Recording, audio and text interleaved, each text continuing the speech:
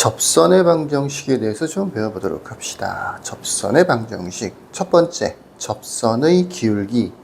함수 fx가 x는 a에서 미분 가능할 때 곡선 y는 fx, 위의 점 a, fa에서의 접선의 기울기는, 여기서부터가 중요하겠죠? 접선의 기울기는 x는 a에서의 미분계수와 같다라고 되어 있어요. 접선의 기울기는 미분계수와 같다.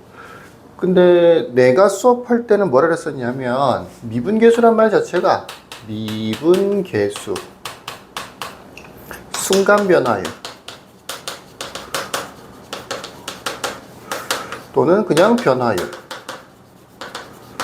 이런 말들이 실제로는 다 같은 말이라 그랬었죠. 그리고 끝에 뭐를 붙여놨었냐면 접선의 기울기. 미분계수라는 말이 접선의 기울기랑 같은 말이다라고 했었어요. 네, 여기서도 역시 x는 a에서의 미분계수와 같다라고 되어 있지. 접선이라는 것도 당연히 직선이잖아, 그치? 직선에서 기울기가 차지하는 비율이 어느 정도 되는지는 알죠? 대다수죠, 대다수. 90% 이상을 차지합니다. 접선의 기울기가 주어져 있다면, 또는 접선의 기울기, 직선의 기울기를 쉽게 구할 수 있으면 접선 자체를 구하는 게 어렵진 않죠. 자, 외워둬야 될 거.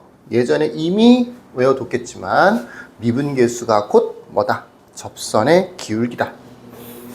곡선이 적당히 이렇게 있다고 칩시다. 곡선이 이렇게 있다고 칩시다. 접선이라고 하는 거는 스치는 직선, 요걸 얘기하는 거겠지. 요게 접선인 거야. 용어들인 거죠. 이게 뭐 예를 들어서 y는 fx라는 곡선이다라고 하면 요게 접선인 거지, 접선. 요 점을 우리는 보통 접점이라고 불러요. 접점이라고 부르는데, 보통 문제를 풀다 보면 접점이란 말이 그렇게 뭐 자주 나오는 표현은 아니에요. 보통 위의 점에서의 접선이라는 표현을 더 많이 씁니다. 위의 점에서의 접선이라고 하는 표현을 더 많이 써요. 그래서 접점과 위의 점이라는 말이 이 접선 입장에서는 거의 똑같은 말이다라고 보시면 되겠죠. 자, 접점. 요 접점에 x좌표가 있을 거 아니야, 그치? x좌표를 a라고 하자는 말이야. x좌표를 a라고 하자. 첫 번째, 접점. x좌표를 a라고 두자. 그러면 y좌표는 뭐가 되느냐? 당연히 x에다가 a를 대입해주면 되는 거잖아. fa가 되는 거죠. fa. 세 번째, 요게 지금 배우고 있는 내용인 건데, 접선의 기울기가 뭐가 되는 거냐? 접선의 기울기.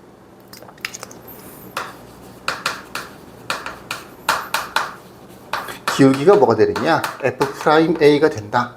그래서 최종적인 결론. 접선은 어떻게 만들어지느냐? 접선이라는 것도 당연히 직선의 방정식인 거죠. 그죠? 요게 기울기. 어쨌든 이 점 a, fa, 요 점을 당연히 지나가는 접선인 거잖아. 접선을 y는 f'a, 그 다음에 x-a 플러스 fa 와 같이 구합니다. 요 식을 잘 이해를 하고 외우면 되는 거죠. 요게 기울기죠, 기울기. 직선의 방정식 만들 때 원래 기울기를 앞에 붙이죠. 지나는 점, 정점, 지나는 점을 a, fa처럼 집어넣어 주는 거죠. 요게 접선이다. 요 내용만 완벽하게 이해하고 외울 수 있으면 그 다음에 나오는 내용들은 아주 쉽습니다. 아주 쉽습니다. 자, 이 그림 잘 기억해 두시고, 곡선이 있고 접점이 있을 거고 거기에서 스치는 직선, 걔를 접선이라고 한다. 우리의 주 목표는 그 접선의 방정식을 일단은 구해내는 건데, 용어들을 좀 보시면 접점이라는 말을 주로 많이 쓴다. 우리는 수업할 때는. 근데 실제로 시험 문제에서는 접점이라는 게 보다는 위의 점에서의 접선이라는 표현을 훨씬 더 많이 쓴다.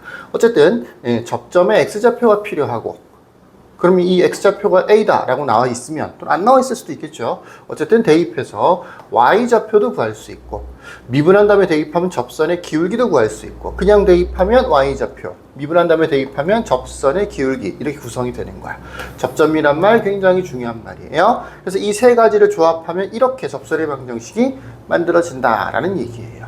물론 주로 주어지는 거는 이 세 개 중에서 2개 정도가 보통 주어져요. fx는 주어지는 경우도 있고 안 주어지는 경우도 있는데, 우리가 보통 처음에 연습하는 문제들은 대부분 함수식 fx 자체는 주어져요. 대부분 주어지고 뭐 모르는 문자가 섞여 있을 수는 있겠죠. a나 b 이런 게 섞여 있을 수는 있어도 대부분 식 자체는 주어집니다. 그 상태에서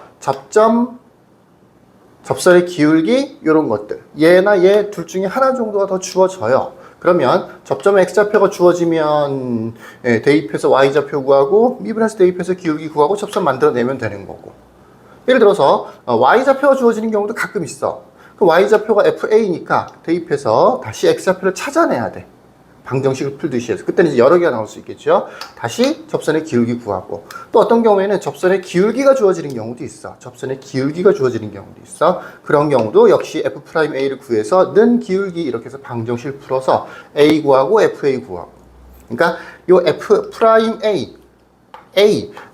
요 세 개인데, 결국은 세 개인데, 세 개 중에서 한 개 정도가 보통 주어진다고요. 한 개 정도가 주어지고, 만약에 식 자체가 완벽하지 않으면 두 개가 주어지는 경우도 있고 그래요. 어쨌건 fa 요 셋 사이의 관계를 잘 이해를 하면 됩니다.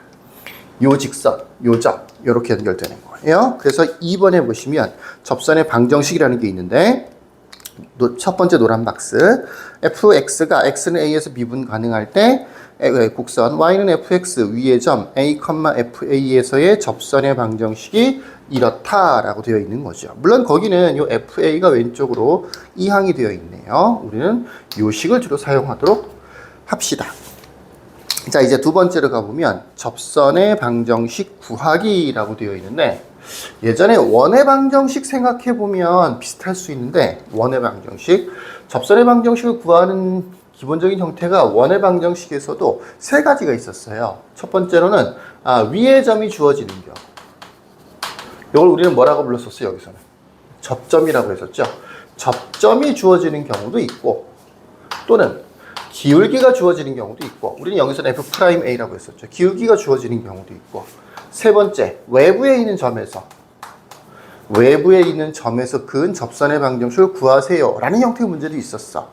대부분의 접선과 관련되어 있는 단원을 배우면 이 세 가지를 보통 합니다. 미분에서도 역시 이 세 가지를 다음 영상에서부터 차례대로 한 번씩 해결해 볼게요. 전부 다 기본은 이겁니다. 이 식입니다. 이 식. 물론 당연히 이 식이 나온 이 배경에 대해서 알고 있어야 되고, 이 그림에 대해서도 잘 기억을 해야 되겠죠. 자, 일단 여기까지 하고 다음 영상에서부터 다시 접선의 방정식을 구하는 걸 한번 연습해 보도록 하죠. 자, 여기까지 끝.